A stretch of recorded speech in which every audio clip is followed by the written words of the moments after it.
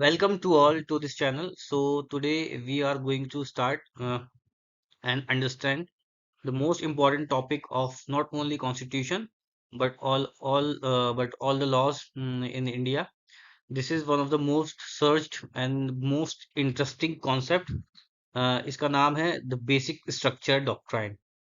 So in this video we will discuss Article 13 and Article 368 and we will see the tussle between them. Also, we will see the political background, what was there at that time. क्योंकि हम जब इस तरीके से पढ़ते हैं ना, ये पर्टिकुलरली कहानी की तरह है, तो हमें कहानी की तरह ही समझना पड़ेगा, क्योंकि ये एक बहुत लंबी टसल थी। इसमें हम कई सारे लैंडमार्क जजमेंट्स को एक साथ डिस्कस करेंगे, कई सारे जो अमेंडमेंट्स हैं उनको डिस्कस करेंगे वन बाय वन, कि कैसे कैसे अमेंडमेंट लाए गए, फिर उसके बाद कैसे कैसे जुडिशियल एक्शंस हुए, फिर कैसे केस हुए, फिर कहाँ जुडिशरी मजबूत लगी, कहाँ पर हमारा लेजिस्लेचर मजबूत लगा, कहाँ पर जुडिशरी को पूरी टैकल करने की कोशिश की गई। सो ये एक टसल थी, अप्स एंड डाउन्स हैं इसमें, कई सारे पॉलिटिकल सिनेरियोज हैं, और इस केस के साथ साथ हम पॉलिटिक्स कैसे चलती है, लेजिस्लेशन कैसे काम करता है, लेजिस्लेटिव बॉडीज कैसे काम करती हैं, तो ये सारी चीजें भी समझने की कोशिश करेंगे। So with this we will move on to the video. So yes, the first thing which we are going to discuss is that in the basic structure doctrine is the basic structure we will be discussing, the amendments which are going through we will be discussing, and then the political context we are going to discuss.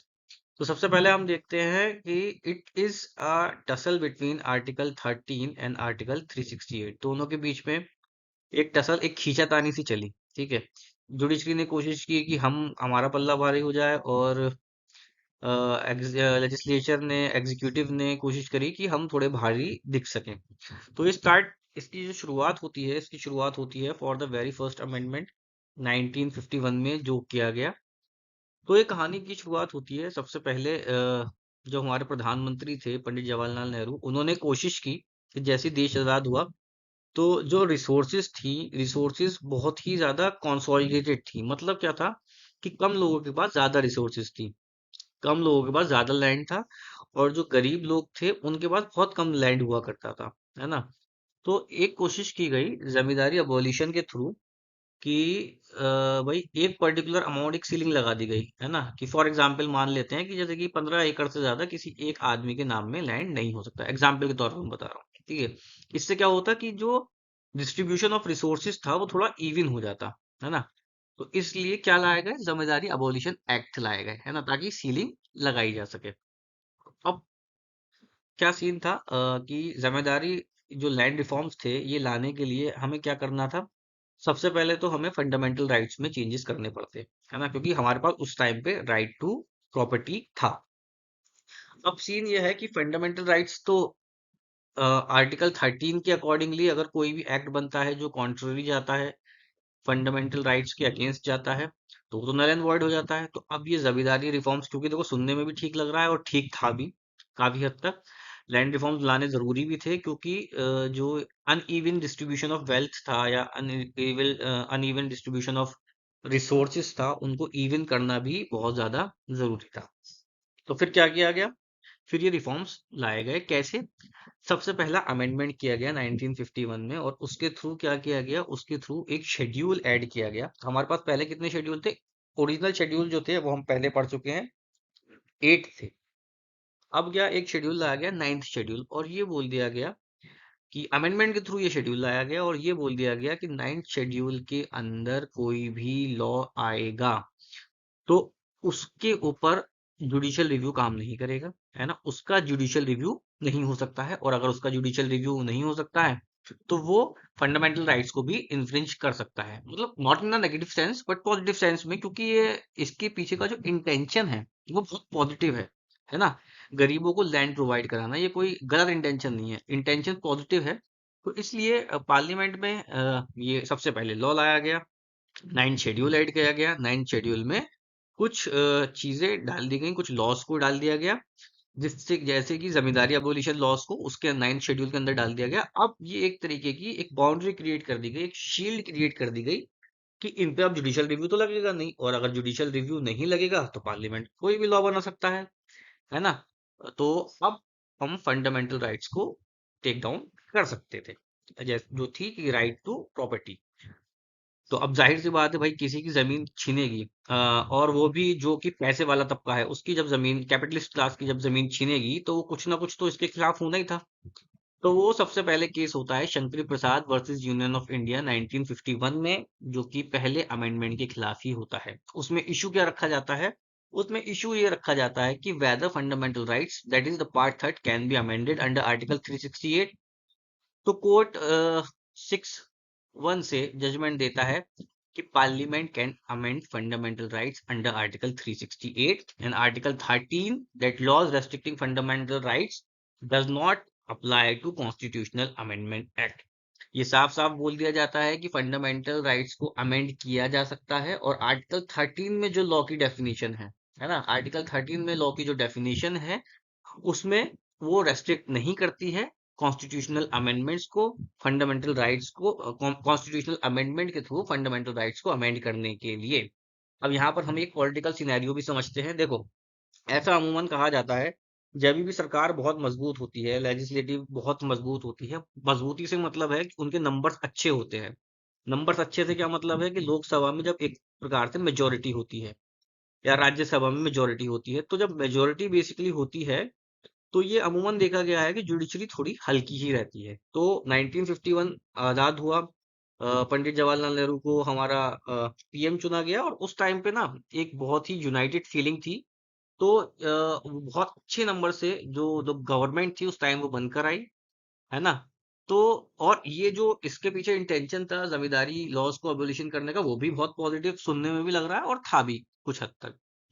तो इसलिए judiciary थोड़ी हल्की भी थी, क्योंकि parliament काफी strong था। तो ये शंकरी प्रसाद वाले केस में फंडामेंटल राइट्स को जो अमेंड करने की पावर थी, वो बोल दिया गया कि yes, parliament has the power to amend. अब ये मैंने पॉइंट क्यों बताया, सरकार मजबूत होने वाला या नंबर्स अच्छे होने वाला, ये हम आगे देखेंगे, क्योंकि आगे हमें जब दिखेगी ना सरकार थोड़ी सी कमजोर होती हुई और मेजोरिटी ना होती हुई, तो फिर हम सुप्रीम कोर्ट या जुडिशरी का भी रुख चेंज होते हुए थोड़ा सा देखेंगे। सो नाउ, यहाँ तक आपको कहानी समझ में आ गई होगी, तो वी विल मूव ऑन।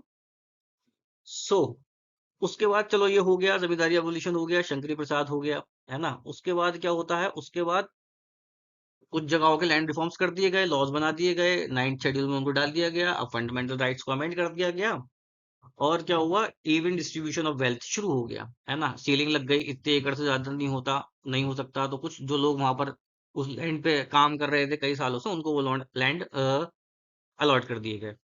अब आगे क्या होता है? आगे फिर से दोबारा 17th अमेंडमेंट 1964 में लाया जाता है ना। मोर और लेस 17th अमेंडमेंट 1964 का जो था, उसमें भी ऑलमोस्ट सेम ही काम होता है ना।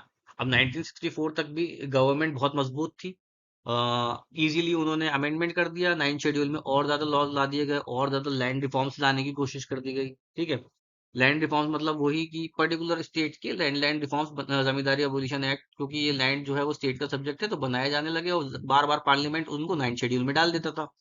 किसी जगह का लैंड रिफॉर्म बनाया, जमींदारी अबोलिशन एक्ट बनाया, उसको 9th शेड्यूल में डाल दिया। अब उसका जुडिशियल रिव्यू क्योंकि नहीं हो सकता है, जब जुडिशियल रिव्यू ही नहीं हो सकता है, तो भाई उसमें फंडामेंटल राइट्स को अमेंड कर सकता है पार्लियामेंट, क्योंकि वो शील्ड बना दी गई है।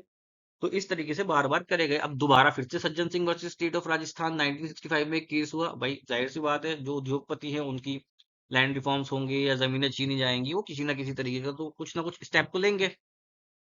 तो फिर से क्वेश्चन आया कि validity of 7th amendment act which expanded the 9th schedule to include more land reforms. तो क्या ये वैलिड है 17th अमेंडमेंट एक्ट? तो फिर से 3-2 की मेजोरिटी से इसको अपहेल्ड कर दिया गया, that power parliament has power to amend fundamental rights, है ना। ओनली जस्टिस मधुलकर का डाइसेंटिंग जजमेंट था, जिसमें he tried first theorise the basic feature की बात हुई, ठीक है। तो इनका खाली डाइसेंटिंग था, बट क्योंकि गवर्नमेंट बहुत स्मूथ, मतलब बहुत स्ट्रांग थी, मेजोरिटेरियन गवर्नमेंट थी, तो फिर भी जुडिशरी ने थोड़ा सा इसमें हस्तक्षेप करना ठीक नहीं समझा, और उन्होंने बोला कि, और फिर दूसरी चीज वो ही थी कि इंटेंशन ठीक थे, तो वो चल गया फिर से। अब आगे क्या होता है, अब आता है साल 1967। अभी तक हमारे कुछ राष्ट्रपति चेंज हो चुके होते हैं। पंडित जवाहरलाल नेहरू का भी देहांत हो चुका होता है। उसके बाद सेकंड हमारे प्रधानमंत्री आ चुके होते हैं। उनके बाद उनका भी देहांत हुआ हो चुका होता है। तो एक पॉलिटिकल सिनेरियो में बहुत सारा चेंज आता है। ठीक है, क्योंकि गवर्नमेंट अब उतनी मेजोरिटेरियन नहीं रह चुकी होती है, और इंदिरा गांधी ऑलमोस्ट सबको हटा के उनको राष्ट्रपति बनाया जा चुका होता है, जो कि एक बहुत ज्यादा पॉपुलर फेस नहीं होती हैं। तो पॉपुलर फेस ना होने के कारण उनके पास इतनी मेजोरिटी सीट्स भी नहीं होती हैं, है ना। तो एग्जीक्यूटिव उतना स्ट्रांग नहीं होता है, लेकिन किन्हीं वजहों से पॉलिटिकल सिनेरियोज में आगे पीछे होके उनको एग्जीक्यूटिव यानी कि पीएम बनाया जा चुका होता है। लेकिन वो इतना मजबूत कोई चेहरा भी नहीं होता है, और जो सरकार होती है वो भी इतनी मजबूत नहीं होती है।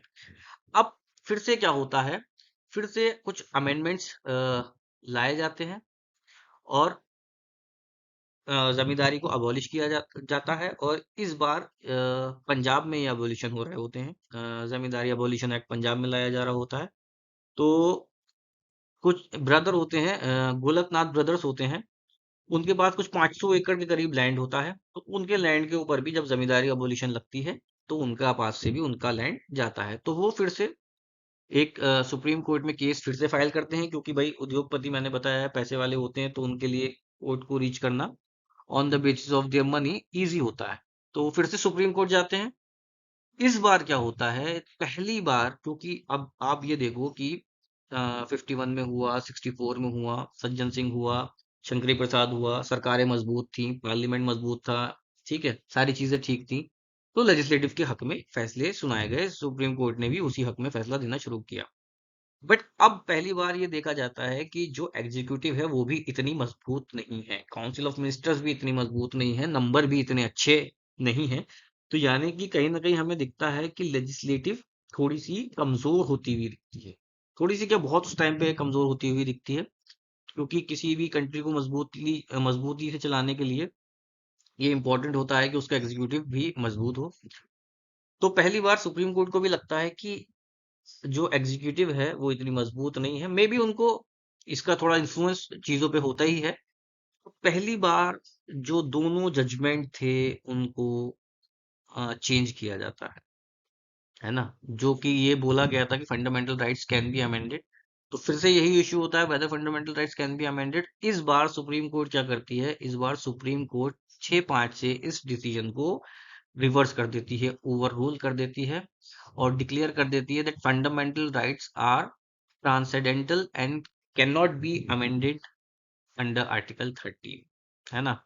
क्योंकि वो भी आर्टिकल 13 में फॉल करती हैं, और फंडामेंटल राइट्स को अमेंड नहीं किया जा सकता है। ठीक है, 368 का यूज करके फंडामेंटल राइट्स को अमेंड नहीं किया जा सकता। अब फंडामेंटल राइट्स को अमेंड नहीं किया जा सकता, यानी कि अब आगे से लैंड रिफॉर्म्स भी नहीं किए जा सकते हैं, क्योंकि सुप्रीम कोर्ट ने साफ साफ बोल दिया है कि आर्टिकल 13 में constitutional the court held that constitutional amendments are laws under article 13, meaning that they can not violate fundamental right.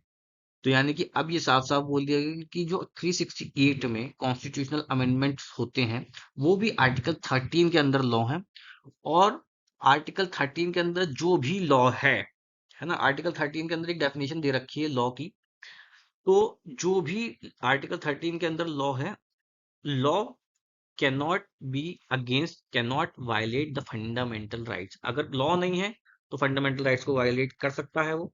लेकिन अगर अभी तक क्या तीन दोनों उन पिछले केसेस में क्या बात हुई कि it is not law under article 13, तो ये इसको वायलेट कर सकता है, या चेंज कर सकता है, या अमेंड कर सकता है फंडामेंटल राइट्स को। फिर शील्ड भी बना दी गई थी शेड्यूल 9 की। बट अब साफ साफ बोल दिया गया सुप्रीम कोर्ट ने कि नहीं भाई, अब आगे से आप इसको आप अमेंड नहीं करेंगे। ठीक है। अब दूसरा सवाल और उठा इसमें, इस केस में doctrine of prospective over ruling भी आती है। तो doctrine of prospective over ruling क्या होती है कि भाई देखो, अभी तक तो जमींदारी अबोलिशन एक्ट कई सारे लाए जा चुके थे, कई सारे लैंड रिफॉर्म्स हो चुके थे। अब अगर ये इस डिसीजन का रेट्रोस्पेक्टिव इफेक्ट होता, मतलब पीछे से इसका इफेक्ट होता कि अभी तक जितने भी एबोलिशन किए गए वो सब वापस होते, तो पूरे देश में केओस मच जाता, है ना? कि भाई पहले तो आपने गरीबी गरीबी गरीबी गरीबी इसको खत्म करने के लिए, अनइवन डिस्ट्रीब्यूशन को खत्म करने के लिए इतने बहुत सारे एक्ट चीजें लेकर आए, आप एक्ट लेकर आए, है ना? करा भी गया, लोगों को जमीनें भी मिली, इक्वल डिस्ट्रीब्यूशन भी हुआ किसी हद तक, जिस भी हद तक हुआ हो, but it was beneficial, intention was good. तो अभी जैसे ही सुप्रीम कोर्ट ने ये बोल दिया कि नहीं भाई, फंडामेंटल राइट्स को आप अमेंड नहीं कर सकते, और अगर इस डिसीजन को हम रेट्रोस्पेक्टिवली लागू कर देते, यानी कि पीछे से लागू कर देते, जितने भी अमेंडमेंट अभी तक हुए थे, जितने भी अबोलिशन जमींदारी अबोलिशन एक्ट लाए गए, उन सबको अगर कैंसिल कर देते तो पूरे देश में केओस मच जाता। तो इसी केस में सबसे पहली बार डॉक्ट्राइन आती है, that is the doctrine of prospective over ruling, कि ये अब तक जितने अमेंडमेंट्स हो गए वो ठीक है, लेकिन अब से आगे कोई भी अमेंडमेंट नहीं हो सकते हैं। तो अभी तक जितने जमींदारी अबोलिशन एक्ट लाए जा चुके हैं, जितनी भी जमींदारी खत्म की जा चुकी है, तो वो तो ओके है, लेकिन अब आगे से आप कुछ नहीं कर पाएंगे। तो ये एक तरीके से लेजिस्लेचर के लिए बहुत ही बड़ा एक रोक हो गई, क्योंकि अभी तक वो बात कर रहे थे गरीबी हटाओ, मतलब इवन डिस्ट्रीब्यूशन की और इन सारी चीजों की। तो अभी सुप्रीम कोर्ट का भी रुख बदल चुका था, सुप्रीम कोर्ट ने अपना डिसीजन दे दिया था कि नहीं ठीक है, जितना आपने अब कर दिया उतना ठीक है, अब आप ज्यादा इसमें हस्तक्षेप ना करें और फंडामेंटल राइट्स को आप ना छुएं तो बेटर होगा। ठीक है, तो अब ये हो गई यहाँ तक की कहानी। अब आगे क्या होता है? ठीक है, आगे ये होता है कि अब हमने देखा कि अभी तक सरकारें मजबूत थी। ठीक है, तो अब हम ये कुछ केसेस पढ़ते हैं कि 1970 तक, क्योंकि अब ये सरकार इतनी मजबूत नहीं रही, 67 में गवर्नमेंट बनी थी, कोई जो एग्जीक्यूटिव का फेस थी इंदिरा गांधी, वो इतनी कोई मजबूत पीएम के तौर पर दिख नहीं रही थी, पॉलिटिकल उठापटक चल रही थी। ठीक है, तो अभी जब जो हम पहले देख रहे थे शंकरी प्रसाद और सज्जन सिंह में, सबसे पहले तो वो चीज हुआ Golaknath versus state of Punjab में। उसके बाद भी सरकार चाह रही थी कि किसी तरीके से भाई, गोलकनाथ में तो उन्होंने लैंड रिफॉर्म्स करने से मना कर दिया, तो अब सरकार चाह रही थी कैसे हम गरीब वोटर्स को अपनी तरफ वो करें। ठीक है, कुछ ना कुछ ऐसे तो स्टेप लेने पड़ेंगे जिससे कि लगे कि जो नई सरकार है वो भी गरीबों के समर्थन में है। तो उन्होंने क्या चीजें करने की कोशिश करी? उन्होंने दो इंपॉर्टेंट चीजें करने की कोशिश करी। ठीक है, दोनों इंपॉर्टेंट चीजें क्या थी? एक तो उन्होंने करने की कोशिश करी बैंक का नेशनलाइजेशन, कि हम बैंकों का नेशनलाइजेशन करेंगे, जिसमें ऑलमोस्ट 14 मेजर प्राइवेट बैंक्स में, including bank of Baroda, national bank, Punjab national bank, Canara bank, इस तरीके की कई सारी बैंकिंग थी, उन्होंने उनको क्या किया, उन्होंने अपने कंट्रोल में लाने की कोशिश की। इन बैंक्स को पब्लिक बनाने की कोशिश करी, ताकि वो इजीली जब गवर्नमेंट के हाथों में आ जाएंगी तो इजीली फिर वो उनकी पॉलिसी मेकिंग कर पाएंगी, और इजीली जो भी उसके लिए लोन देने की प्रोविजंस या कोई भी प्रोविजंस होंगे, तो वो इजीली उसको हैंडल कर पाएंगे और लागू कर पाएंगे। ये तभी हो पाएगा जब प्राइवेटाइजेशन से हटके पब्लिकेशन होगा, है ना, जब नेशनलाइजेशन होगा, और बैंक जो है वो प्राइवेट से पब्लिक हो जाएंगे, क्योंकि अभी तक बैंक जो थी वो प्राइवेट एंटिटीज की थी, प्राइवेट एंटिटीज के हाथों में थी। और बैंकिंग का हाथों में लेना बहुत ही ज्यादा इंपॉर्टेंट होता है किसी भी गवर्नमेंट के लिए, अगर वो अपनी जो सिटीजन्स हैं, गरीब पुअर सिटीजन्स हैं, उनका वेलफेयर करना चाहते हैं। क्योंकि देखो जाहिर सी बात है, जब भी प्राइवेट कोई चीज होगी, तो प्राइवेट तो मनी मेकिंग बॉडी होती है, तो उसके लिए तो क्या होगा कि भाई सबसे ज्यादा इंपॉर्टेंट होता है profit making. But on the contrary, अगर कोई चीज पब्लिक होती है तो पब्लिक का मनी मेकिंग पे ध्यान कम होता है, पब्लिक वेलफेयर पे ध्यान ज्यादा होता है। तो ये स्टेप लिए गए। अब आरसी कूपर ने, जैसी बैंक नेशनलाइजेशन हुआ, आरसी कूपर ने केस कर दिया, है ना? अब इसके रीजन तो हमने पढ़ ही लिए। लीगल चैलेंजेस क्या थे? That share holders challenge the move in the supreme court, arguing that it violated the fundamental right, कि हमारी फंडामेंटल राइट वायलेट हो रही है। सबसे पहली जो लीगल चैलेंज आया, आरसी कूपर ने इसको चैलेंज किया कि आप नेशनलाइजेशन कर रहे हैं, जबरदस्ती कर रहे हैं, हमारी जो फंडामेंटल राइट्स हैं वो चैलेंज की गई। अब कॉन्स्टिट्यूशनल इशू क्या थे इसमें? कॉन्स्टिट्यूशनल इशू ये थे कि राइट टू प्रॉपर्टी का पहला इशू था, आर्टिकल 31 उस टाइम तक उसमें था, उसको कॉन्स्टिट्यूशनल राइट नहीं बनाया गया था, that was the fundamental right. तो इन्होंने सबसे पहले बोला कि ये हमारे कॉन्स्टिट्यूशनल राइट के खिलाफ है। That government took over banks but offered compensation, बहुत कम। आपने बैंकों को तो अपने कब्जे में ले लिया, लेकिन जो कंपनसेशन दिया जा रहा है वो बहुत कम दिया जा रहा है, और उसमें भी एक साथ नहीं दिया जा रहा, 10 साल के बॉन्ड दिए जा रहे हैं, तो जो कंपनसेशन है वो बहुत ही अनइवन कंपनसेशन था, है ना? कि बैंक तो आप ले रहे हो लेकिन बैंक की सही कीमत नहीं दे रहे, सही कंपनसेशन नहीं दे रहे, इस प्राइम से नहीं दे रहे, ये आपने कंडीशन लगा रखी है कि 10 साल में मिलेंगे इस तरीके से। और शेयर होल्डर ने आर्ग्यू किया that nationalisation deprive them of property rights, कि भाई आप नेशनलाइजेशन कर रहे हो, हमारे पास राइट टू प्रॉपर्टी है, हमारी प्रॉपर्टी पे आप कब्जे कर रहे हो, तो ये कैसे हो सकता है, आप तो सीधा सीधा फंडामेंटल राइट्स का इंफ्रिंजमेंट कर रहे हैं। उसके बाद आर्टिकल 14 आया, इक्वेलिटी बिफोर लॉ। उन्होंने बोला कि भाई ये जो डिसीजन है आपका, ये जो सिलेक्शन है, दिस इज नॉट रैशनल, ये बिल्कुल इररेशनल है। लेकिन अब क्या सीन था कि चूंकि अभी आपने सिनेरियोस पढ़ा, चाहे वो गोलकनाथ हो चाहे वो आरसी कूपर हो, तो साफ साफ दिख रहा था कि एग्जीक्यूटिव जो है ना वो इतनी मजबूत नहीं है। बैंक नेशनलाइजेशन, जमींदारी वाला पॉइंट तो उनसे ले ही लिया, अब बैंक नेशनलाइजेशन उन्होंने करने की कोशिश करी तो उस पर भी सुप्रीम कोर्ट ने बोल दिया, और 6-5 से मेजोरिटी डिसीजन से इसको स्ट्रक डाउन कर दिया कि नहीं, इट इज अनकॉन्स्टिट्यूशनल। और जो कंपनसेशन के टर्म्स हैं वो जस्ट नहीं है, बहुत अनजस्ट टर्म है कि 10 साल में लेना, और कंपनसेशन भी आपने सही से नहीं लिया है। और सीधी सीधी बोल दी गई that fundamental rights like article 19, article 31 could not be bypass by executive order. आप महज एग्जीक्यूटिव ऑर्डर्स निकाल कर, लॉ बनाकर इनको बाईपास नहीं कर सकते हैं। हमने जैसे कि गोलकनाथ में पहले ही बोला जा चुका होता हुआ है कि फंडामेंटल राइट्स को अमेंड नहीं किया जा सकता। अब देखो, अब हम देखते हैं कि देखो, गोलकनाथ में भी एग्जीक्यूटिव मजबूत नहीं थी तो उसको हारना पड़ गया जुडिशरी के अगेंस्ट। सेम हुआ आरसी कूपर वाले केस में, ठीक है। आरसी कूपर वाले केस में अब फिर क्या होता है, 1971 में अब ये सारी चीजें को देखते हुए अमेंडमेंट लाती है सरकार, 24th कॉन्स्टिट्यूशनल अमेंडमेंट एक्ट, क्योंकि देखो गोलकनाथ भी नहीं करने दिया, आरसी कूपर भी नहीं करने दिया। अब बिल्कुल डेस्परेट दिख रही है जो गवर्नमेंट है, तो वो 1971 में एक्ट लेकर आती है to override the Golaknath judgement and to restore parliament power to amend fundamental rights. Fundamental rights को अमेंड करने की पावर दोबारा पार्लियामेंट को, ताकि दे सके। अब इसमें क्या होता है कि अमेंडमेंट आर्टिकल 13 में अमेंडमेंट करके एक क्लॉज जोड़ा जाता है ना, एक क्लॉज जोड़ा जाता है, clause 4, that nothing in this article shall apply to any amendment of this constitution made under article 368। ये क्लॉज किस में जोड़ा गया, ये क्लॉज आर्टिकल 13 में जोड़ा गया, दैट जो भी इसमें अप्लाई होगा, nothing in this article shall apply to any amendment of the constitution. यानी कि आर्टिकल 13 जो है वो आर्टिकल 368 पे अप्लाई नहीं होगा, मतलब 368 में जो भी अमेंडमेंट सरकार करना चाहती है वो कर सकती है, वो आर्टिकल 13 के परव्यू में नहीं आएगा।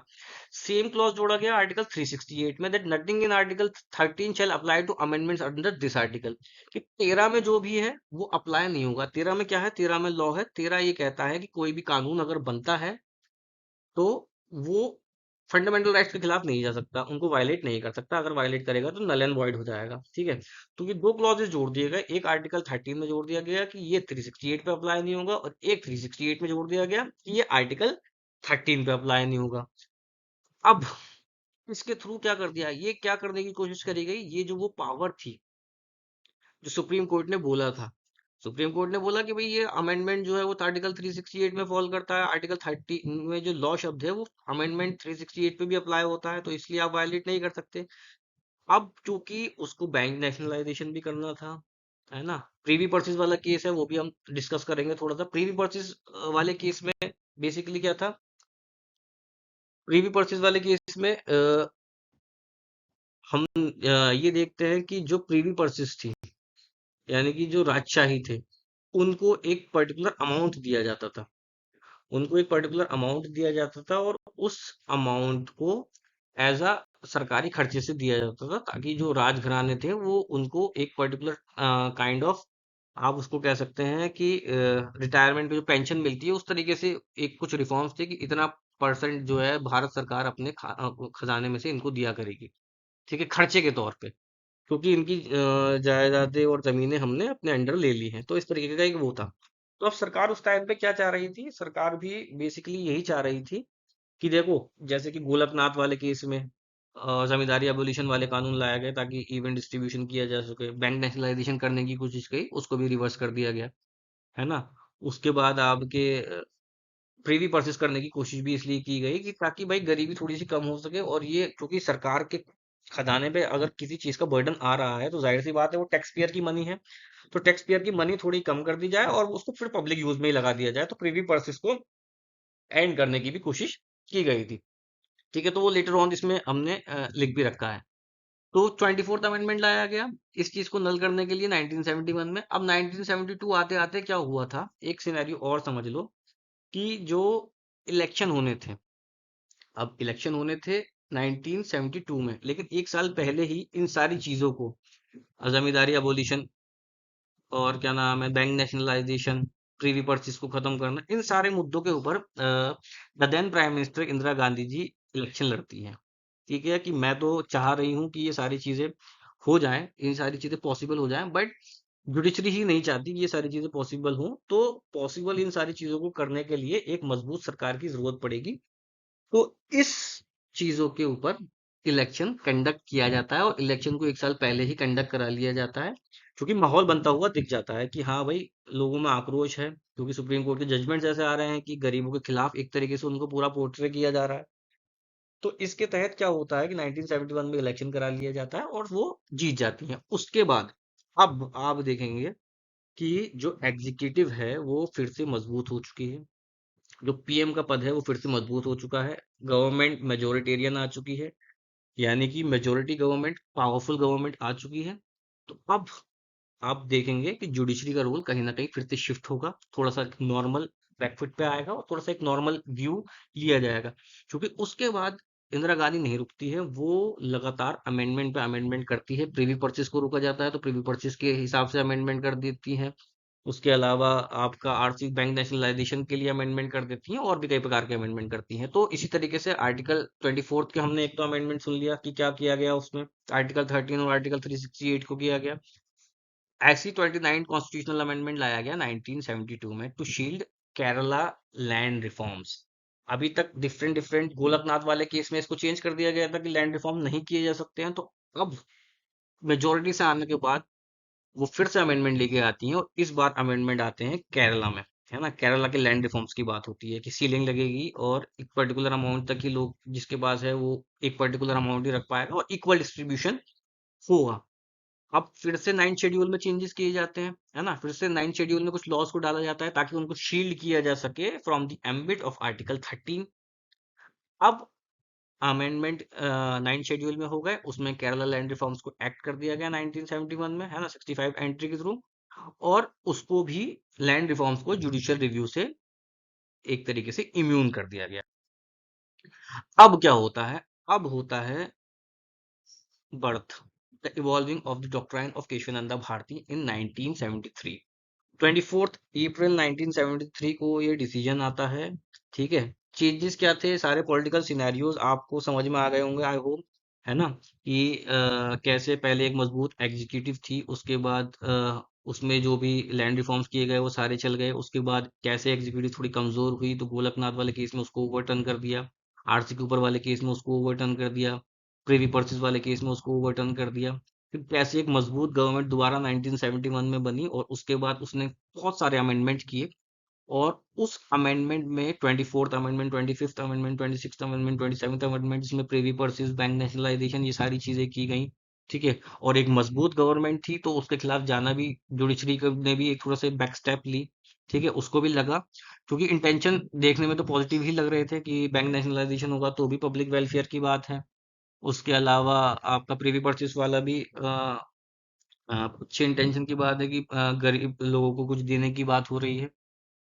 तो आते आते आते आते जब इतने सारे अमेंडमेंट्स हो गए, तो फिर जब केरला वाला अमेंडमेंट हुआ तो फिर से एक केस फाइल हुआ, जिसमें इन अमेंडमेंट्स को रोकने की बात करी गई, जमींदारी अबोलिशन को रोकने की बात करी गई, 9th शेड्यूल के अंदर जो लॉज डाले जा रहे थे उसको कम करने की बात की गई, है ना, 9th शेड्यूल की पावर को कम करने की बात की गई, उसको उन सब चीजों को चैलेंज किया गया। 9th schedule, article 13, article 368, power to amend the fundamental rights. तो मेन क्वेश्चन जो उठकर खड़ा हुआ, that was the power to amend the fundamental rights. अब एक तरफ जुडिशरी है जिसको ये चीज देखनी है, जो कि एक लंबी टसल देख रही है कि कैसे उनके जजमेंट्स को ओवरटर्न किया जा रहा है थ्रू अमेंडमेंट्स, है ना।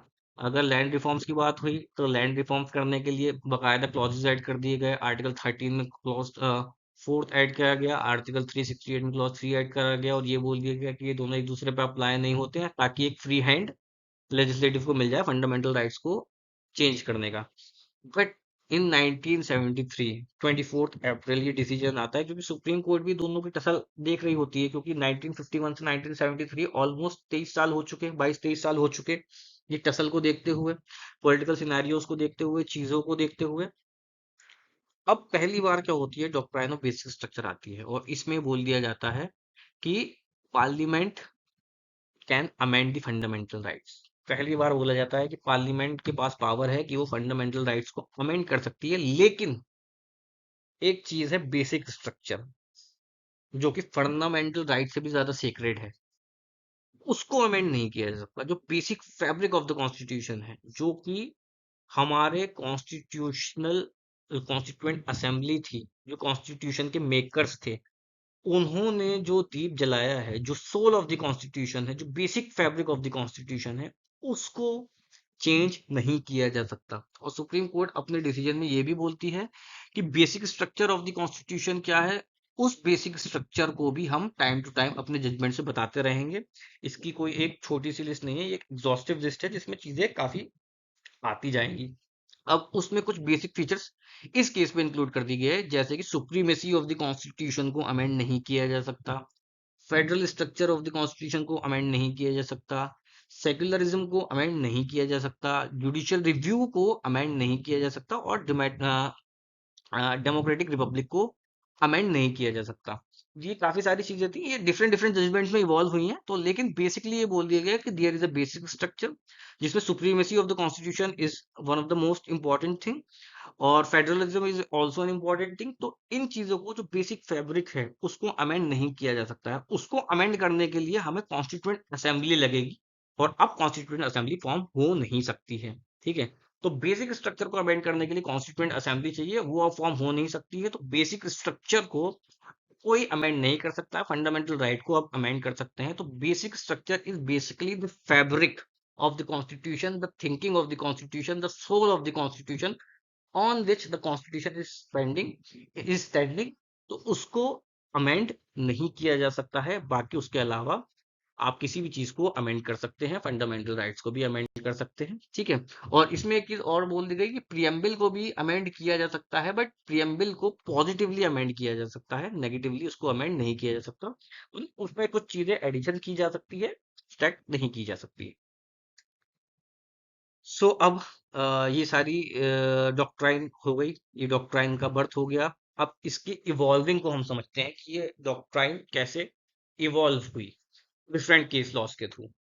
तो ये डॉक्ट्राइन कैसे इवॉल्व होती है, ये डॉक्ट्राइन अब अब आप ये देखेंगे कि जैसे कि 1976 24 अप्रैल को डिसीजन आया, जिसमें कि सुप्रीम कोर्ट ने एक बहुत ही ठोस चीज साबित कर दी, एक बहुत ही ठोस चीज एस्टेब्लिश कर दी, बेसिक स्ट्रक्चर डॉक्ट्राइन, जिसके अकॉर्डिंगली अब बेसिक स्ट्रक्चर को चेंज नहीं किया जा सकता था। फंडामेंटल राइट फिर भी आप चेंज कर सकते थे, बट जो बेसिक स्ट्रक्चर है उसको चेंज नहीं कर सकते, और बेसिक स्ट्रक्चर को चेंज नहीं कर सकते तो बहुत सी चीजों को आप चेंज नहीं कर सकते, जो कि फिर सरकार के आड़े आने लगी।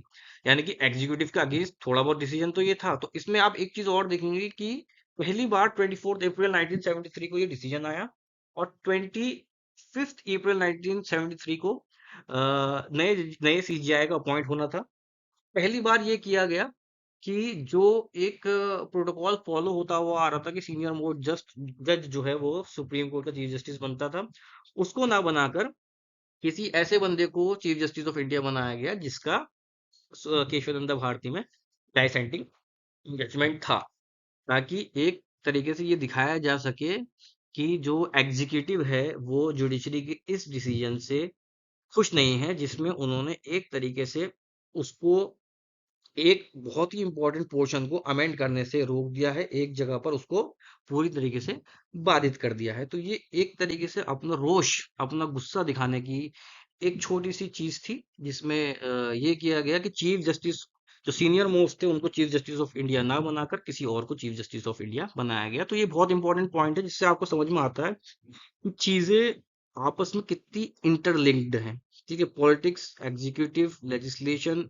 कॉन्स्टिट्यूशन, अमेंडमेंट, जुडिशरी, ये सारी की सारी चीजें आपस में कितनी ज्यादा इंटरलिंक्ड है। ठीक है, तो अभी तो हमने इवॉल्विंग पढ़ ली डॉक्ट्राइन की, अब आगे इसका हम पढ़ते हैं अ, और कैसे ये डेवलप हुई।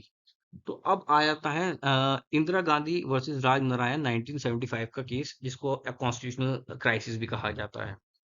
ठीक है, तो इसमें क्या होता है कि 1975 में इंदिरा गांधी का जो इलेक्शन होता है ना, उसको क्या होता है कि वो हार जाती हैं 1975 में, है ना। Socialist party Indira Gandhi defeated Raj Narain in Raebareli 1971 में, उन्होंने हरा दिया। अब 1975 में क्या होता है कि इंदिरा गांधी के ऊपर एलिगेशंस लगते हैं कि उन्होंने जो भी इलेक्शन जीता था उसमें काफी सारी मैल प्रैक्टिसेस की गई थी। ठीक है, जिसमें एक्सीडिंग कैंपेन किया गया था, एक्सपेंसेस काफी बढ़ाकर किया गया था, और बहुत सारे ऐसी चीजें थी जो कि रिप्रेजेंटेटिव ऑफ पीपल एक्ट 1951 को वायलेट कर रही थी। ठीक है, गवर्नमेंट ऑफिशियल्स का इलेक्शन वर्क में यूज किया गया था। तो इस तरीके से कई सारी चीजें की गई थी जो कि उस टाइम पर बिल्कुल ही वायलेट कर रही थी रिप्रेजेंटेशन ऑफ पीपल्स एक्ट 1959, जिसमें काफी सारी चीजें दे रखी है कि कैसे आप गवर्नमेंट ऑफिशियल्स का यूज नहीं कर सकते, आप पद पे नहीं होते हैं, इलेक्शन आपको लड़ना है तो बिल्कुल ही इम्पार्शियल होके, और किसी भी मतलब मशीनरी का आप सहायता नहीं ले सकते हैं। तो इस तरह की काफी सारी चीजें थी। तो 1975 आते आते 12 जून 1975 में ये इलाहाबाद हाई कोर्ट में डाली हुई होती है। तो 12 जून 1975 में इलाहाबाद हाई कोर्ट का डिसीजन आता है, और उसमें वो इंदिरा गांधी को guilty of electoral rule कर दिया जाता है कि इनकी गलती थी। इन्होंने जो सबूत मिले हैं, ठीक है, ये इलेक्टोरल मैल प्रैक्टिसेस की थी, और उनको वॉइड कर दिया जाता है, उनके इलेक्शन को बार कर दिया जाता है 6 ईयर्स के लिए। उनको अपने ऑफिस से बार कर दिया जाता है। इसका इम्पैक्ट क्या होने वाला था? इसका इम्पैक्ट होने वाला था कि उनका सुप्रीम कोर्ट के इस डिसीजन का Indira Gandhi eminently immediately disqualify होने वाली थी, है ना। तो अब जब इसका डिसीजन आता है, तो इसका डिसीजन इलाहाबाद हाई कोर्ट का ही डिसीजन होता है, जिसमें उनको मैल प्रैक्टिसेस के लिए गिल्टी कर दिया जाता है। तो अब ये पता हो गया होता है कि अगर इस जजमेंट को जैसे ये लागू होगा, तो जो उनका डिस्क्वालिफिकेशन है वो एमिनेंट हो जाएगा। तो ये क्या करती है कि सुप्रीम कोर्ट जाती हैं इस केस को लेकर अपना, सुप्रीम कोर्ट पहुंचती हैं और अपील फाइल कर दी होती है। तो जब अपील पेंडिंग है तो ये सारी चीजें चल रही होती हैं, उतने टाइम में 25 जून 1975 को, मतलब 12-13 दिन में ही इमरजेंसी इंडिया में लगा दी जाती है। और वो इमरजेंसी भी सबको पता है कि बहुत ही ब्लैक डे ऑफ इंडिया है। बहुत ही अजीब प्रकार से आर्बिट्रेली लगाई गई इमरजेंसी थी, है ना। बहुत ही ज्यादा आर्बिट्री इमरजेंसी थी, बहुत ही ज्यादा इररेशनल इमरजेंसी थी, बट वो लगा दी जाती है और अपील पेंडिंग होती है सुप्रीम कोर्ट में। तो इस तरीके से वो अपना इलेक्शन बचाने की कोशिश के लिए सारे जितने भी लीगल लूप होल्स हैं सबका यूज कर लेती है ना। क्योंकि अभी अपील डाली है, तो जब सुप्रीम कोर्ट में चल रही है और सुप्रीम कोर्ट का फाइनल डिसीजन नहीं आ रहा है, तो तब तक तो वो पद पे थी। और इसीलिए बीच में 13 दिन के अंदर उन्होंने क्या करा, इमरजेंसी लगा दी। अब इमरजेंसी में क्या होता है कि इमरजेंसी में एग्जीक्यूटिव के बाद बहुत सारी पावर होती है ना। तो वो, और उसको पूरा का पूरा लॉ बनाने की जरूरत भी नहीं पड़ती, क्योंकि लॉ बनाने के लिए तो एक पूरा प्रोसीजर है। पहले लोकसभा में जाएगा, डिबेट होगी, डिस्कशन होगा, कमेटी बनेगी, लंबा प्रोसीजर है, फिर राज्यसभा में जाएगा, डिबेट, डिस्कशन, फिर कहीं जाके प्रेसिडेंट के पास जाएगा। तो it is a long process, और उसमें भी मतलब 100% कंपलसरी नहीं है कि आपका लॉ बन जाएगा। बट ड्यूरिंग इमरजेंसी क्या सीन होता है? ड्यूरिंग इमरजेंसी ये होता है कि ऑर्डिनेंस मेकिंग पावर होती है, बहुत सी पावर जो पार्लियामेंट जो एग्जीक्यूटिव के पास होती है, उसको लॉ बनाने के लिए लॉ बनाने की जरूरत नहीं होती। वो मियर ऑर्डिनेंसेस निकाल के, है ना, ऑर्डिनेंस निकाल कर भी काम चला सकती है, क्योंकि इमरजेंसी के टाइम पे ऑर्डिनेंस से भी लॉ बनते हैं और वो एप्लीकेबल होते हैं। तो अब इमरजेंसी लगा दी, इलेक्शन रोक दिया, अपील सुप्रीम कोर्ट में पड़ी है, एक पावर और आ गई है कि ऑर्डिनेंस के थ्रू कोई भी कानून बना सकती है। तो एक तरीके से पूरे सिस्टम को हैक कर लिया गया है ना। पूरे एग्जीक्यूटिव ने पूरी जुडिशरी को, पूरा जो कॉन्स्टिट्यूशन है उसको हैक कर लिया है। अब ऑर्डिनेंस मेकिंग पावर उसके पास है, वो चाहे तो जो लॉ बना सकती है। ठीक है, तो इसी पावर को यूज करते हुए 10 अगस्त 1975 को 39th कॉन्स्टिट्यूशनल अमेंडमेंट लाया जाता है। अब ये 39 कॉन्स्टिट्यूशनल अमेंडमेंट क्या है? 39 कॉन्स्टिट्यूशनल अमेंडमेंट लाया जाता है to nullify the Allahabad high court verdict and immunise Indira Gandhi election for judicial review. अब ये क्या अमेंडमेंट लाया गया? 39 अमेंडमेंट में चेंजेस किए गए इलेक्शन से related articles, that is article 329 ए, और अमेंडमेंट किए गए आर्टिकल 71 में, जो कि सारे इलेक्शन से रिलेटेड थी और पावर ऑफ द प्रेसिडेंट से रिलेटेड थी। तो ये अमेंडमेंट लाया कैसे गया? ये अमेंडमेंट थ्रू ऑर्डिनेंस, और इस तरीके से ये अमेंडमेंट को लाया गया। तो अब क्या हुआ? अब अपनी ही हाई कोर्ट के डिसीजन को बचाने के लिए, इम्यूनाइज करने के लिए, क्योंकि वो भी अपील भी पेंडिंग है सुप्रीम कोर्ट में, अपने डिसीजन को भी बचाना है, इमरजेंसी भी लगा दी है, पावर सारी हाथ में आ चुकी है, ऑर्डिनेंस मेकिंग और सारी चीजें पावर अपना हाथ में आ चुकी है। तो अब क्या किया गया? 39th अमेंडमेंट लाया गया, और उसमें क्या कर दिया गया? 329 ए, जो कि आर्टिकल है, उसमें क्या किया गया? Any court order अनलिंग election would be void.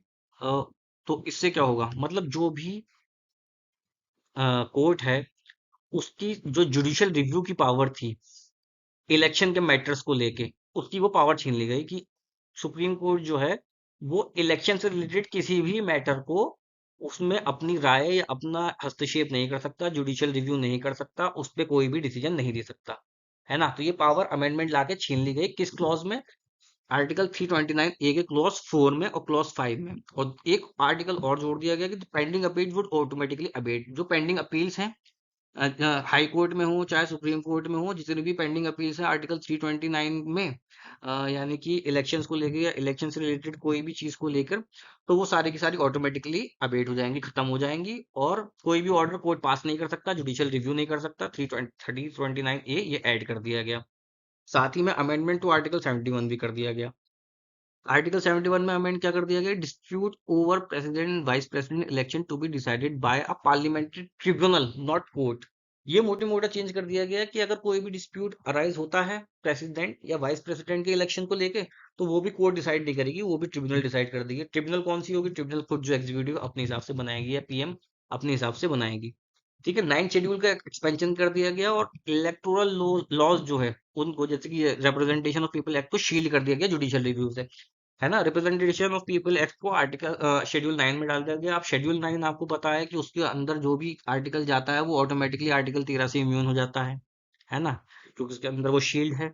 तो यानी कि आप यहाँ पर बिल्कुल ही एक एग्जीक्यूटिव को आप डिक्टेटर बनते हुए देख सकते हैं कि सारे के सारे हथियार जो हैं, सारे के सारे जो कॉन्स्टिट्यूशनल मशीनरी है, उसको कैसे हैक कर लिया गया है और कैसे उसको अपने हिसाब से यूज किया जा रहा है। ठीक है, इमरजेंसी के टाइम पे। तो this was the scenario. I hope ये आपको समझ में आ गया होगा। अब 7 नवंबर 1975 को जजमेंट आता है, इंदिरा गांधी वर्सेस राजनारायण, जो पहले इलाहाबाद हाई कोर्ट से अपील में सुप्रीम कोर्ट गया था। और उसमें एक इंपॉर्टेंट की चीज होल्ड की जाती है, बोली जाती है, दैट आर्टिकल 329 ए का क्लॉज 4 जो है उसको स्ट्रक कर दिया जाता है, कैंसिल कर दिया जाता है, स्ट्रक डाउन कर दिया जाता है, because it violates basic structure, free and fair election और जुडिशियल रिव्यू। ये दोनों चीजें बेसिक स्ट्रक्चर का पार्ट बता दी जाती है, और अब ये बेसिक स्ट्रक्चर का पार्ट है, तो इनको अमेंड नहीं किया जा सकता, इनको चेंज नहीं किया जा सकता। And parliament can not make itself जज of its own election dispute. तो पार्लियामेंट, वो जो ट्रिब्यूनल वाली बात की गई, तो उसको भी खारिज कर दिया गया कि पार्लियामेंट खुद ही अपने इलेक्शन चीजों को डिसाइड करेगा, तो ये तो नेचुरल जस्टिस के भी अगेंस्ट है। हाउएवर ये अपहोल्ड कर दिया गया कि इंदिरा गांधी का जो इलेक्शन था उसमें जो मैल प्रैक्टिस की बात थी, उसके कोई कंक्लूसिव एविडेंस नहीं है, तो उनके इलेक्शन को टर्न कर दिया गया। This is how you see that how the politics, how the constitution, how the executive, अगर वो लूप होल्स ढूंढने पे आ जाए तो कैसे। हालांकि उसके बाद बहुत सारे सेफ गार्ड कॉन्स्टिट्यूशन में लगा दिए गए ताकि ये जो हो चुका है ये दोबारा ना हो पाए, है ना? उसके बाद बहुत से जजमेंट जो कि ब्लैक जजमेंट के नाम से भी जाने जाते हैं, जो कि हम इसमें भी डिस्कस करेंगे, जिसमें एक बड़ा डिसीजन आता है एडीएम जबलपुर वाला वर्सेस यूनियन ऑफ इंडिया वाला, जिसको ब्लैक जजमेंट कहा जाता है। अच्छा, इन सारे जजमेंट में जस्टिस एच आर खन्ना के बहुत ही डाइसेंटिंग जजमेंट्स हैं। उन्होंने जो जुडिशरी की टॉर्च थी वो उस टाइम भी उठाई, है ना, डाइसेंटिंग जजमेंट लिखते हुए, क्योंकि आप, मैंने बताया था ना एक पॉइंट की, कैसे कि सुप्रीम कोर्ट की सीजीआई का एक प्रोटोकॉल तोड़कर किसी को सीजीआई बनाया गया ताकि उसको फिर बात को डिसीजन मेकिंग में चीजें हो सकें, इजी हो सकें।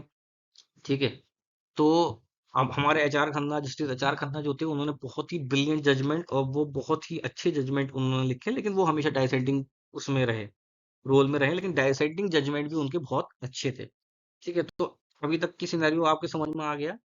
तो फिर अब की कहानी ये थी कि राजनारायण वाला मैटर भी हो गया, उन्होंने सॉर्ट आउट कर दिया। सुप्रीम कोर्ट क्योंकि इतना मजबूत नहीं था, इमरजेंसी के टाइम में तो और मजबूत नहीं था, तो इंदिरा गांधी को क्लीन चिट उसमें मिल गई। बस उनकी अमेंडमेंट को रोक दिया गया, वही एक बड़ी चीज थी। सुप्रीम कोर्ट ने रोक दिया, लेकिन उनके इलेक्शन को चैलेंज नहीं किया गया। अभी भी उनको इस चीज से खुशी नहीं मिली, क्योंकि पूर्ण रूप से जो वो करना चाहती थी वो अभी भी उसी को करने के मन में थी। अब क्योंकि इमरजेंसी भी लगी हुई थी, तो इमरजेंसी में कोई भी लॉ बनाने के लिए स्वतंत्र थी, क्योंकि एग्जीक्यूटिव के बाद बहुत सारी पावर आ जाती है। तो फिर लाया गया 47 अमेंडमेंट एक्ट 1976, जिसको हम मिनी कॉन्स्टिट्यूशन भी कहते हैं।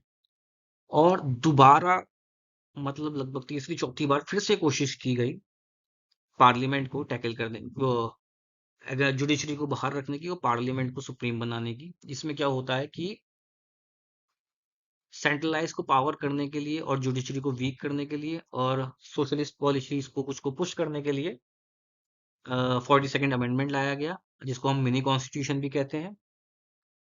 इसमें क्या-क्या की चेंजेस इंट्रोड्यूस करे गए, इसमें फिर से वही चीज, वही टैकल करने की कोशिश की गई जो वो अभी तक करना चाह रही थी। That was absolute parliamentary power देने की उनको कोशिश की गई, और क्लॉजेस 4 और 5 ऐड किए गए। वो क्लॉजेस 4 और 5 आर्टिकल 368 में ऐड किए गए। आर्टिकल 368 में इसमें क्या क्या ऐड किया गया, that no court can review constitutional amendment, यानी कि जो कॉन्स्टिट्यूशनल अमेंडमेंट है उनका जुडिशियल रिव्यू नहीं हो सकता। इंदिरा गांधी वर्सेस राजनारायण 39 अमेंडमेंट में क्या कोशिश करी गई थी कि इलेक्शन का जुडिशियल रिव्यू नहीं हो सकता, मतलब किसी भी तरीके से ये चाह रहे थे कि जुडिशियल रिव्यू जो सुप्रीम कोर्ट की पावर है वो छीन ली जाए, ताकि सुप्रीम कोर्ट बार बार हस्तक्षेप थोड़ा बहुत कर रहा है तो उसको भी बिल्कुल खत्म कर दिया जाए। और 5वां अमेंडमेंट ऐड किया गया, तो parliament has unlimited power to amend any part of the constitution, तो पार्लियामेंट के पास अनलिमिटेड पावर है किसी भी पार्ट ऑफ द कॉन्स्टिट्यूशन को अमेंड करने की। तो ये भी अब एक ऐसी चीज थी, इसका भी बहुत ज्यादा दुरुपयोग हो सकता था, क्योंकि ये final nail in the coffin थी कि दोनों अमेंडमेंट कर दो, उसके बाद सारी पावर, वैसे भी इमरजेंसी लगी हुई है, वैसे भी सारी पावर हमारे पास है, तो थोड़ी बहुत पावर सुप्रीम कोर्ट के पास बच रही है, वो भी ये दोनों अमेंडमेंट करके ले लो। और भाई क्लॉज 5 तो साफ साफ दिख ही रहा है, parliament has unlimited power to amend any part of the constitution, तो इंक्लूडिंग फंडामेंटल राइट, तो कुछ भी अमेंड कर सकते हैं, कुछ भी चेंज कर सकते हैं। ठीक है। And directive principle of state policy को जो है प्राइमेसी दी गई over fundamental rights, which is also not good. ठीक है।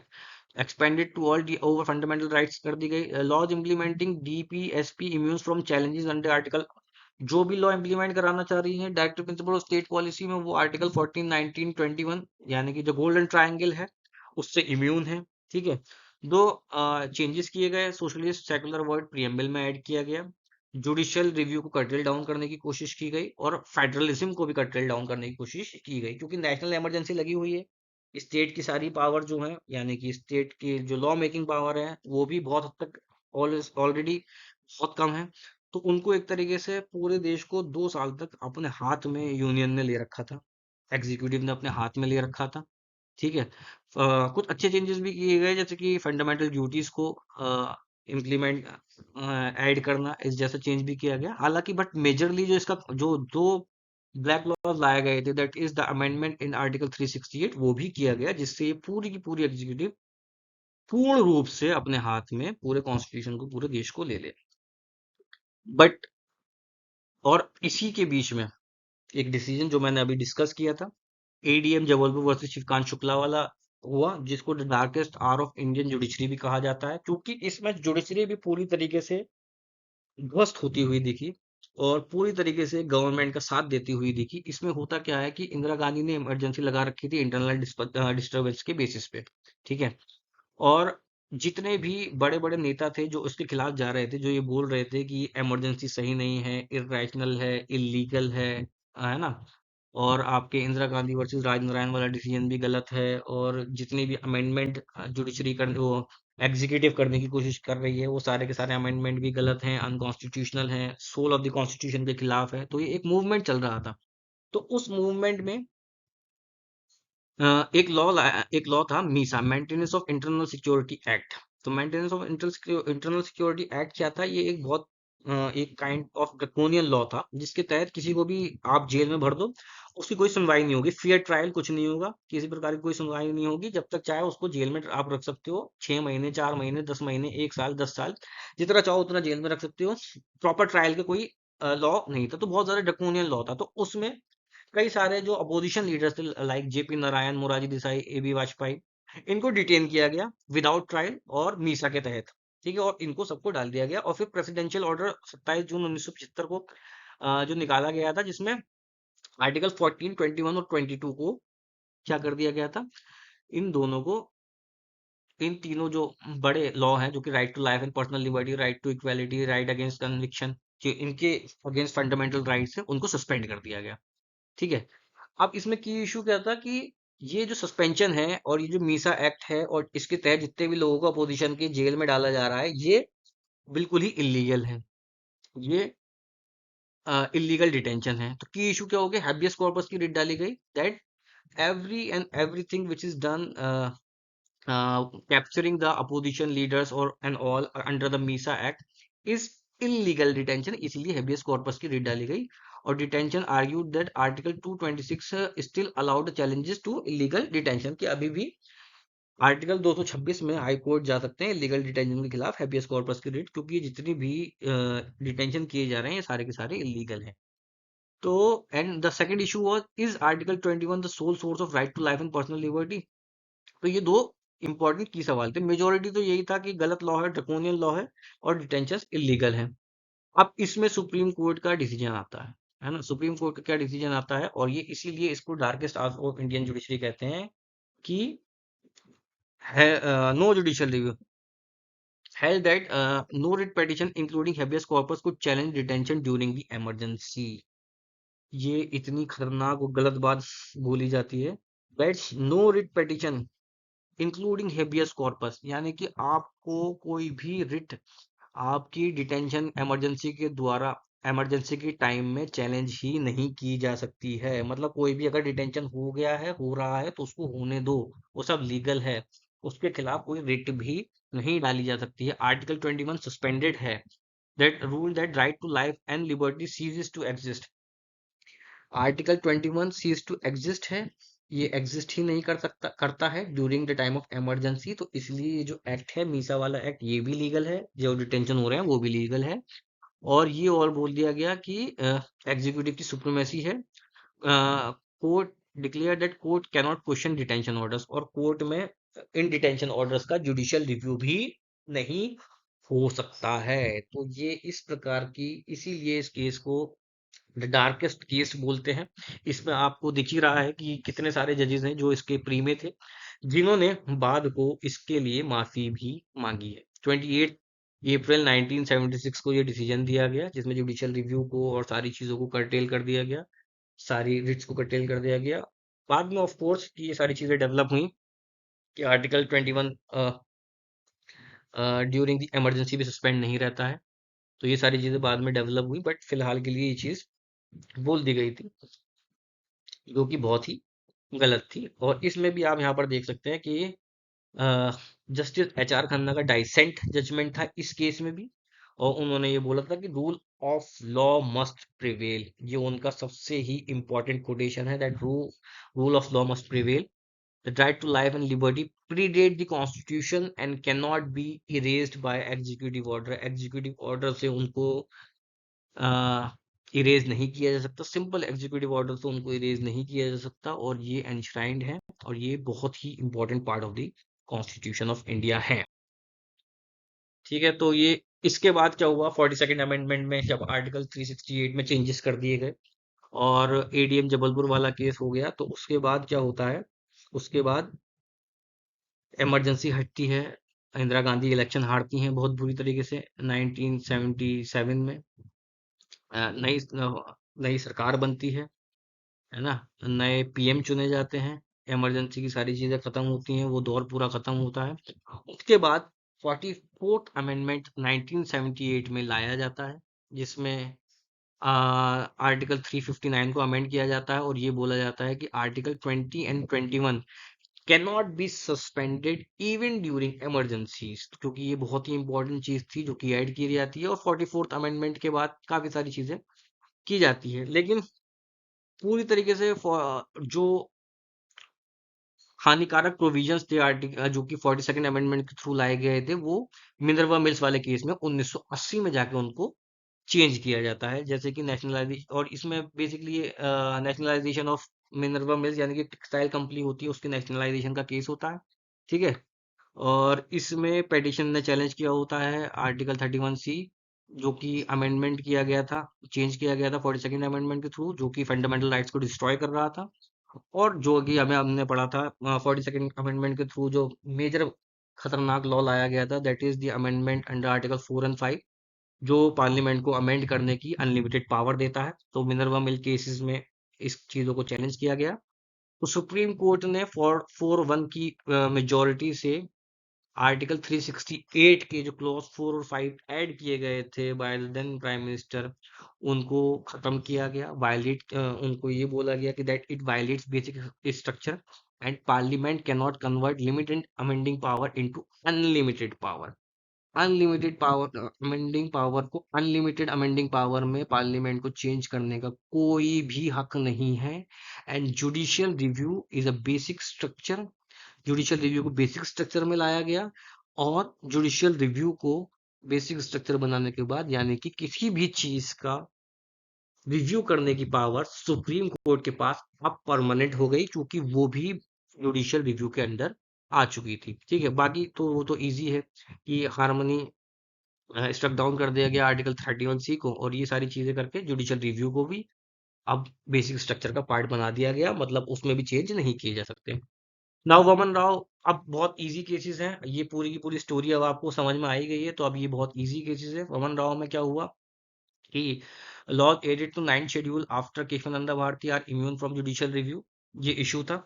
कि अभी तक हमने सारी बात कर ली कि बेसिक स्ट्रक्चर को चेंज नहीं कर सकते, ठीक है। बेसिक स्ट्रक्चर में जो भी चीज आ गई उसको चेंज नहीं कर सकते, पार्लियामेंट उसको अमेंड नहीं कर सकता, जो बेसिक स्ट्रक्चर है जो फैब्रिक है वो अमेंड नहीं हो सकता। लेकिन अब एक सवाल और बच रहा था, एक दो सवाल और बच रहे थे कि 9th शेड्यूल जो कि एक शील्ड है केशवानंदा भारती के बाद उसमें जुडिशियल रिव्यू उसमें ऐड किए गए हैं। 9th शेड्यूल में कुछ लॉस को ऐड किया गया है, तो क्या वो इम्यून है जुडिशियल रिव्यू से? तो ये बहुत ही क्लियर कट जजमेंट वमन राव में दी गई कि 1973 24 अप्रैल 1973 से पहले 9th शेड्यूल में जो भी चीजें ऐड की गई हैं वो तो शील्डेड है ना। Those are shielded from judicial review, उनका जुडिशियल रिव्यू हम नहीं करेंगे। लेकिन पोस्ट 1973 जो भी चीज है जो बेसिक स्ट्रक्चर को चैलेंज करती है, ठीक है। 1973 तक तो बेसिक स्ट्रक्चर था नहीं, 24 अप्रैल 1973 तक। तो उससे पहले जो भी चीजें हैं उनका जुडिशियल रिव्यू तो नहीं हो सकता, लेकिन उसके बाद में जो भी चीज कोई ऐसी पड़ी है, फंडामेंटल राइट्स नहीं, बेसिक स्ट्रक्चर को अगर कोई चीज वायलेट कर रही है, 1973 के बाद कोई लॉ बेसिक स्ट्रक्चर को वायलेट कर रहा है और वो 9th शेड्यूल में डाला गया है ताकि उसको बचाया जा सके आर्टिकल 13 की परव्यू से, तो उस चीज को हम चैलेंज कर सकते हैं, उसका जुडिशियल रिव्यू हो सकता है। ठीक है, तो ये बहुत ही क्लियर वमन राव वाले केस में बोल दिया गया। देन एस आर बोमई वाले केस में बेसिकली सेक्युलरिज्म और फेडरलिज्म को बेसिक स्ट्रक्चर डॉक्ट्राइन में डाल दिया गया और इनको बेसिक स्ट्रक्चर का पार्ट बना दिया गया। और जो भी आपको पता है बेसिक स्ट्रक्चर का पार्ट होता है उसको हम अमेंड नहीं कर सकते हैं। लास्ट में आया आपका I R Coelho versus state of Tamil Nadu 2007 का केस है, जिसमें 9th शेड्यूल में आपकी 9th शेड्यूल की स्क्रूटनी की बात हुई और सवाल पूछा गया whether laws in 9th schedule are immune from basic structure review. तो ये बोल दिया गया कि all laws including 9th schedule can be struck down if they violate fundamental rights and basic structure. कोई भी कानून चाहे वो 9th शेड्यूल में हो, अगर उसको वो बेसिक स्ट्रक्चर को डिस्ट्रॉय कर रहा है तो वो नल एंड वॉइड है। उसके ऊपर जो शील्ड है 9th शेड्यूल की वो काम नहीं करेगी अगर वो बेसिक स्ट्रक्चर को वायलेट कर रहा है या फंडामेंटल राइट को वायलेट कर रहा है, तो ये बोल दिया गया। So this is with this I hope आपकी ये जो पूरा का पूरा हमारा चैप्टर है, जो डॉक्ट्राइन है बेसिक स्ट्रक्चर की, कि बेसिक स्ट्रक्चर क्या होता है, पॉलिटिक्स कैसे चलती है, लेजिस्लेशन, एग्जीक्यूटिव, जुडिशरी को कैसे टैकल करने की कोशिश की जाती है, बट फिर भी चूंकि हमारे कॉन्स्टिट्यूशनल मेकर्स ने बहुत ही अच्छे ढंग से हर चीज को ऑब्जर्व करते हुए एक फ्यूचरिस्टिक कॉन्स्टिट्यूशन डिजाइन किया गया था, और बहुत सी पावर इम्यूनिटी सिस्टम कॉन्स्टिट्यूशन के अंदर ही लगा रखा है कि वो डिजीजेस को पकड़ के मार सके। इतनी अच्छा इम्यूनिटी सिस्टम हमने कॉन्स्टिट्यूशन को, हमारे कॉन्स्टिट्यूशन मेकर्स ने दिया था उस टाइम पे भी, तो वो आज भी वर्क कर रहा है। तो विद दिस आई होप कि पूरी की पूरी ये डॉक्ट्राइन आपको समझ में आ गई हो। एंड विद दिस मैं आपको यही कहना चाहूंगा कि इसके बाद हम इसके पीवाई क्यूज भी देखेंगे जो भी हमें लगेगा। सो इस डॉक्ट्राइन को बताने के बाद आई होप कि आप को ये बेनिफिशियल हो और आपको ये समझ में आ गई हो। तो अगर ये आपको समझ में आई हो और आपके लिए बेनिफिशियल है तो प्लीज लाइक करें इस वीडियो को, कमेंट करें, इसको शेयर करें, ताकि और लोगों को भी ये समझ में आए। तो with this we will be moving on and we will be meeting in the next video.